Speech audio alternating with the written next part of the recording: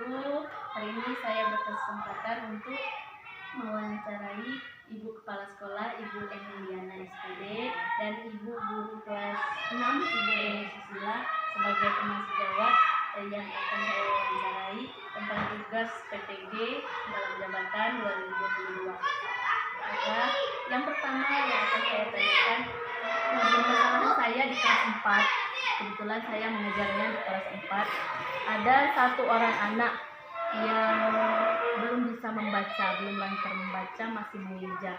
Menurut Ibu, apa yang mesti saya lakukan agar anak tersebut lebih cepat dalam membaca? Langsung naik Pak ya? Langsung. Iya. Jadi menurut saya, kalau ada anak yang belum lancar membaca, padahal teman yang lain sudah, karena di kelas 4 memang sudah harus bisa membaca. Itu mungkin Ibu Rita sebagai guru wali kelasnya itu memberikan waktu atau perhatian yang lebih kepada anak tersebut. Mungkin dengan membuat pembelajaran khusus untuk anak itu, dan kemudian memberikan buku-buku, bisa menyiapkan buku di perpustakaan, kemudian bisa dibawa pulang.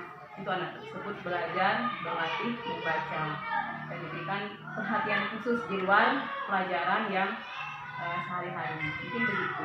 Jadi diberi perhatian khusus untuk Iya. anak tersebut ya, di luar jam pelajaran itu. Karena kalau saya kasih perhatian lebih ke anak tersebut ketika jam pelajaran, mungkin anak-anak yang lain akan terbengkalai. Iya, benar.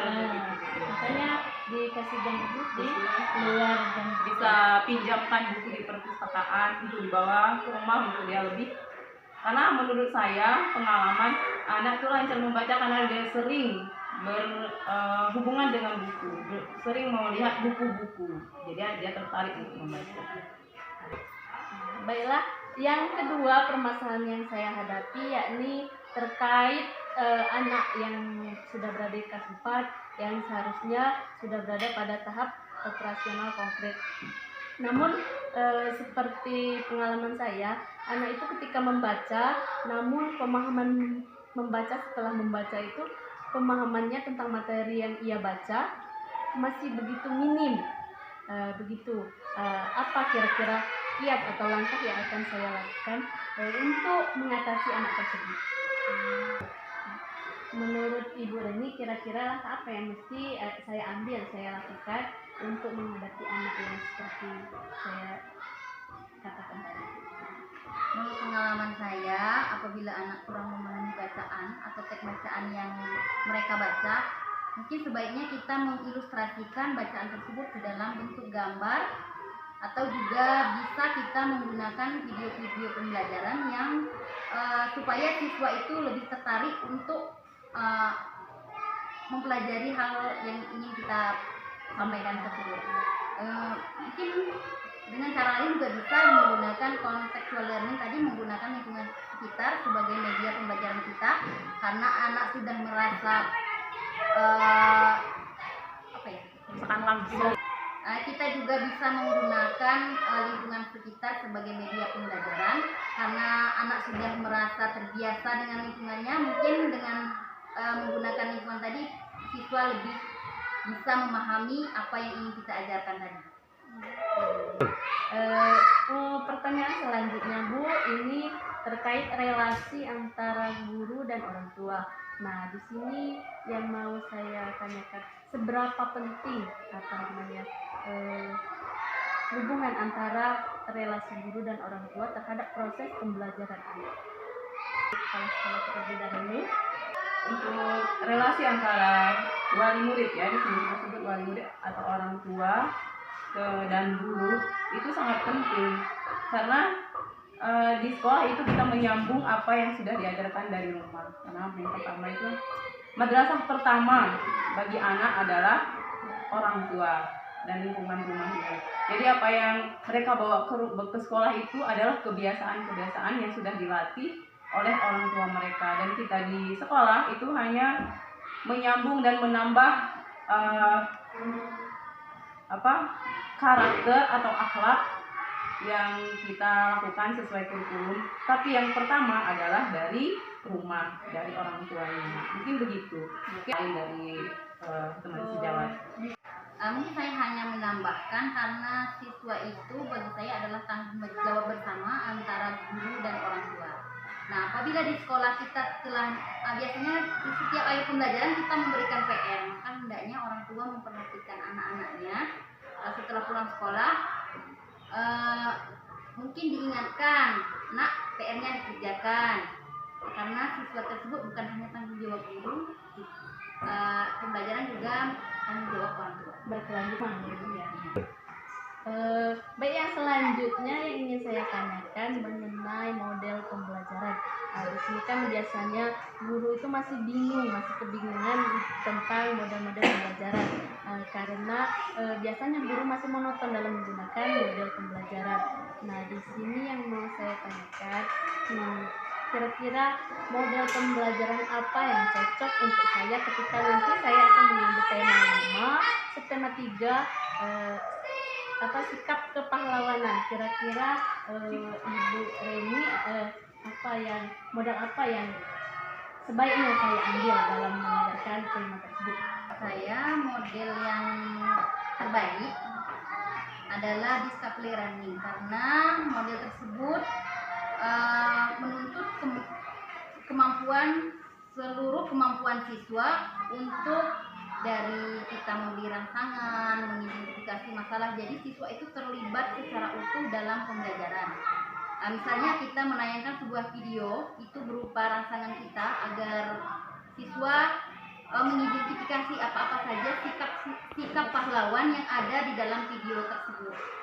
Dengan metode tersebut atau model pembelajaran tersebut, siswa bisa berpikir secara kritis, mulai dari dia menganalisis sikap tadi, dia juga bisa bekerja secara berkelompok menganalisis hal tersebut, kemudian bisa ditampilkan di depan kelas hasil apa saja yang telah mereka dapatkan. Jadi pemahaman mereka bisa diambil dari praktek video tersebut. Ya, dari menganalisis video yang telah kita tayangkan tentang pahlawan, misalnya Bandung Lautan Api, film-film, banyak kan film-film pahlawan lainnya.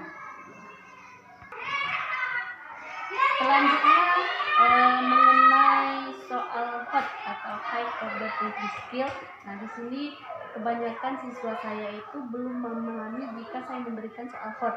Nah, di sini kira-kira kiat saya untuk membuat siswa itu paham dengan soal HOT kira-kira seperti apa? Boleh mungkin dari Ibu Rani?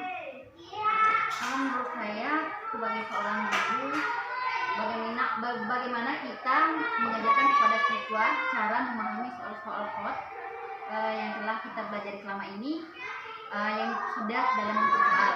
Mungkin kalau dalam pembelajaran sehari-hari kita menganalogikan soal tersebut ke dalam bentuk gambar, karena menurut saya dengan gambar siswa akan lebih mudah memahami apa yang ingin mereka kerjakan atau apa yang menjadi kehendak soal, apa yang jadi maksud soal tersebut. Siswa, ya, melalui gambar. Yang dari Ibu Kepala Sekolah, kalau menurut saya mungkin guru lebih banyak mengajak anak untuk menemukan kata kunci pada soal-soal tersebut. Terus sebelumnya bagaimana cara kita memahami konsep, terus mungkin sering-sering atau banyak-banyak berlatih soal itu saja mungkin. Aduh. Nah, ini pertanyaan yang terakhir untuk Ibu Kepala Sekolah dan juga Ibu Reni, masalah tentang media penunjang, yaitu yang berbasis ICT. Di sekolah kita kan masih terkendala sinyal sepertinya kan, kalau bahan-bahannya mungkin sudah ada. Jadi untuk mengoptimalkan guru dalam melaksanakan pembelajaran berbasis TIK itu, kira-kira apa yang mesti saya lakukan? Itu masalah untuk kita melaksanakan pembelajaran berbasis TIK atau ICT itu ada di gurunya. Mungkin dia berusaha pada saat ada keluar ada sinyal, silahkan untuk mendownload mungkin gambar atau pembelajaran atau video pembelajaran yang nantinya pada saat di sekolah itu bisa diolah lagi, mungkin menggunakan PPT atau apa yang ada fasilitas di sekolah untuk diajarkan kepada murid secara luring. Mungkin itu yang bisa guru lakukan. Dari Ibu Reni Salah satu upaya yang dapat dilakukan oleh seorang guru untuk membelajarkan siswanya dengan menggunakan media ICT atau teknologi ya IT.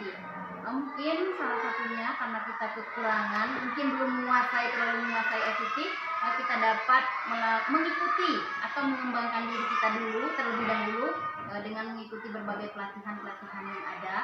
Di SIM PKB juga banyak pelatihan-pelatihan mengenai ICT atau IT. Nah, kita dapat mengikuti di situ. Apabila kita sudah menguasai, kita dapat menularkan kepada siswa. Nah, kalau kendala masalah sinyal tadi yang Ibu Rita ceritakan, kita dapat mendownload atau mengambil sebelum pembelajaran berlangsung. Kita cari dulu sinyal yang kuat atau sinyal yang banyak atau di luar sekolah, di luar jam sekolah. Kita download semua pembelajaran yang ingin kita ambil, materi-materi yang ingin kita ambil, kemudian baru kita bawa ke sekolah kita tayangkan secara luring. Jadi bentuknya nanti luring. Ya, luring. Jadi hasil downloadan kita tadi kita bawa ke sekolah. Terima kasih. Baiklah, itulah tadi wawancara saya bersama Ibu Kepala Sekolah dan juga Kasiawa Ibu Eni Susila. Mungkin itu yang mendapatkan saya. Baiklah, itulah tadi wawancara saya untuk memenuhi tugas PPG 1.2. Telah saya laksanakan wawancara kepada kepala sekolah Ibu Emiliana SPD dan juga Ibu Eni Susila. Saya ucapkan terima kasih banyak Ibu. Mungkin itu saja. Wassalamualaikum warahmatullahi wabarakatuh.